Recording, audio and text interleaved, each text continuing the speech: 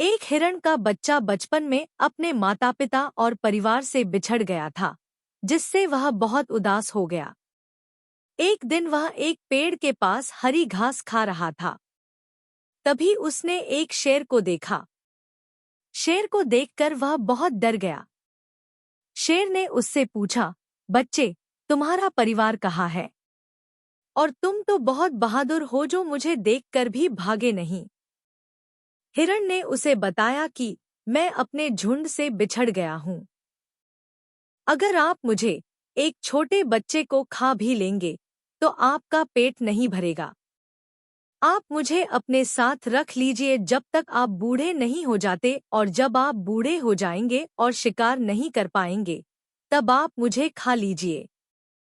तब तक मैं भी बड़ा हो जाऊंगा और आपके कई दिनों तक भूख मिटाने के लिए पर्याप्त हो जाऊंगा। शेर हंसते हुए बोला, क्या तुम मुझे मूर्ख समझते हो? तब तो तुम आसानी से भाग जाओगे। हिरण ने कहा, नहीं सर, आप मुझ पर विश्वास कर सकते हैं, क्योंकि मैं कभी झूठ नहीं बोलता। शेर को उस पर दया आई और वह छोटे हिरण की बात मान गया। शेर अब बच्चे हिरण को अपने साथ अपने घर ले आया। अपने खाने के साथ साथ वह हिरण के खाने के लिए भी घास का इंतजाम करता था। हिरण भी बड़ा हो गया और उसने शेर की सेवा की। वह शेर की गुफा की सफाई का भी ध्यान रखता था। धीरे धीरे शेर बूढ़ा हो गया और हिरण खाने पीने के कारण दुगुना बड़ा हो गया। एक बार शेर कई दिनों तक शिकार नहीं कर सका और हर दिन भूखा गुफा में लौट आता।